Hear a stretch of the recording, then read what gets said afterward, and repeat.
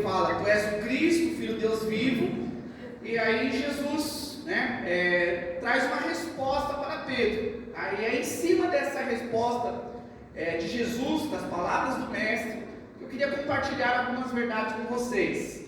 O texto diz assim, olha: e Jesus respondendo disse-lhes: bem-aventurado és tu, Simão Bar-Jonas, porque não foi a carne e o sangue que revelou, mas o meu Pai que estás no céu.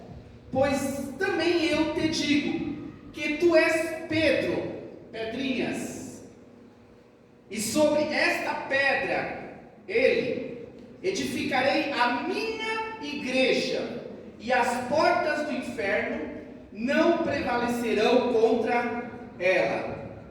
E eu darei as chaves do reino dos céus, e tudo o que ligares na terra será ligado nos céus, e tudo que eu desligares na terra será desligado nos céus. Hoje, 31 de outubro, nós comemoramos, nós como cristãos, a Reforma Protestante.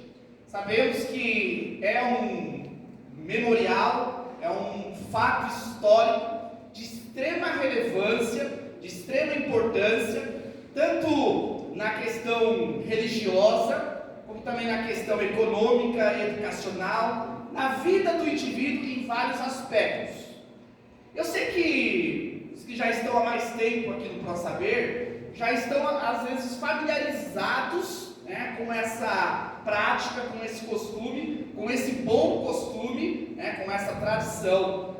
Mas mais do que nós estarmos aqui para celebrar esse dia, é importante que hoje, eu e você, possamos resgatar as verdades nesse momento histórico. Nós possamos resgatar verdades que Deus nos deu a conhecer através da Reforma Protestante, para que nós possamos hoje darmos continuidade a esta tão boa obra que Deus já iniciou no passado com os apóstolos, com os protestantes reformadores, e quiçá Deus possa hoje, nos nossos dias, usar as nossas vidas para darmos continuidade. Mas para isso é importante que nós venhamos a entender algumas verdades, e fundamentado nesse texto de Jesus aqui, que está relacionado à questão da reforma, eu posso extrair aqui 3 verdades. A primeira verdade é que aqui Jesus, ele faz um diálogo com Pedro, e ele deixa muito claro que ele é a pedra inabalável, ele é a rocha, é ele que estabeleceu a igreja, é ele que fundamentou a igreja, é ele que edifica a igreja, porque a igreja é dele. Então é natural que no período da reforma a gente venha a se lembrar de Lutero. Os que estudam um pouco mais sabem dos pré-reformadores, John Hus, Wycliffe, Savonarola.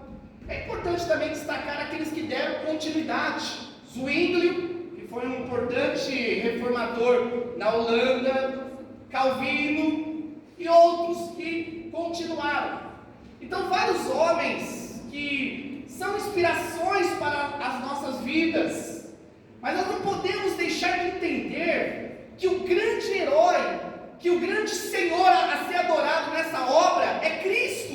Ele que realmente fez tudo acontecer. Quando o império das trevas estava ali dominando, quando as pessoas estavam perdidas na ignorância, quando os líderes religiosos estavam enriquecendo a custas da ignorância das pessoas, Jesus levantou a sua igreja. Foi ele que estabeleceu a obra. Ele levantou Lutero, ele levantou Zwinglio, ele levantou Calvino, ele levanta pessoas, mas quem faz a obra é o Senhor.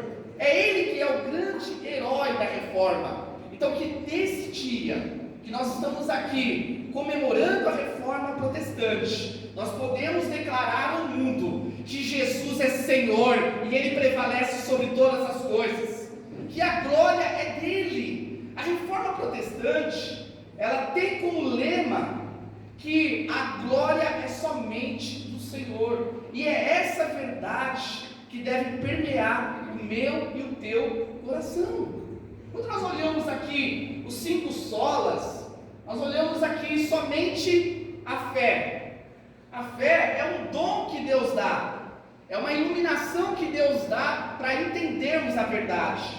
Quando olhamos que somente a graça é algo que vem de Deus, é um presente imerecido que Deus dá a quem Ele quer.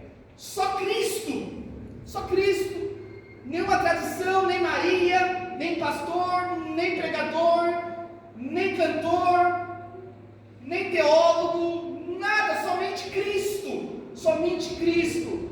somente as Escrituras, porque a Escritura é a revelação do Cristo, e a glória somente a Deus. Que nós possamos resgatar esta verdade.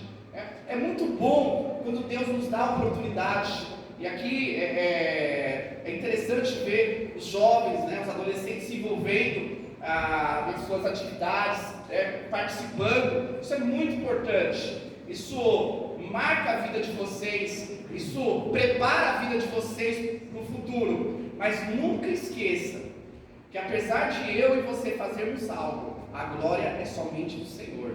É Ele que deve ser glorificado. Nós somos criados para Ele, para glorificar o nome dEle. Então, essa primeira verdade em relação à reforma protestante é que Deus, Ele é Senhor sobre todas as coisas. É Ele que estabelece. Por isso que a glória tem que ser somente dEle. Deus levantou Lutero, poderia levantar João, poderia levantar Maria, poderia levantar eu e você. Deus é poderoso para levantar miseráveis pecadores para fazer a sua obra, para que a glória não esteja no vaso, mas que a glória esteja no oleiro, e somente Ele deve ser adorado. Segunda verdade que nós podemos extrair aqui desse texto, que tem relação com a reforma protestante, é que ele diz aqui, olha: e as portas do inferno não prevalecerão contra ela. Segunda verdade é que a mentira não prevalece contra a verdade. Hoje no mundo está sendo comemorado de forma mais massiva, de forma mais ampla, o Halloween. A gente vê que o mundo reconhece muito mais essa reunião, essa festa diabólica, do que a reforma protestante. Por 10 anos eu fui professor do Estado, e todos os anos eu provocava meus alunos. Eu dizia assim: olha, hoje nós comemoramos dia 31 de outubro algo mais importante do que essa comemoração do Halloween. Você sabe qual que é? E eu provocava eles, eu falava: olha, eu vou dar um ponto se vocês acertarem. E era difícil ter um aluno que acertava que dia 31 de outubro se comemora a reforma protestante. E às vezes alguns falavam assim: uma coisa dos crentes. Então hoje o mundo reverencia a mentira, como naquela época também as pessoas estavam reverenciando a mentira, porque poucos tinham a verdade.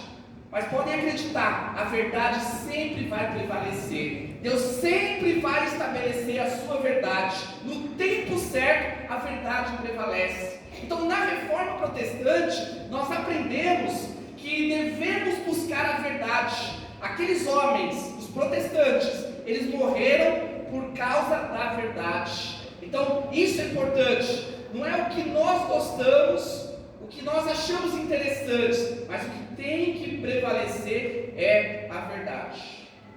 Eu lamento por essa geração, tá? Até por ter uma filha adolescente.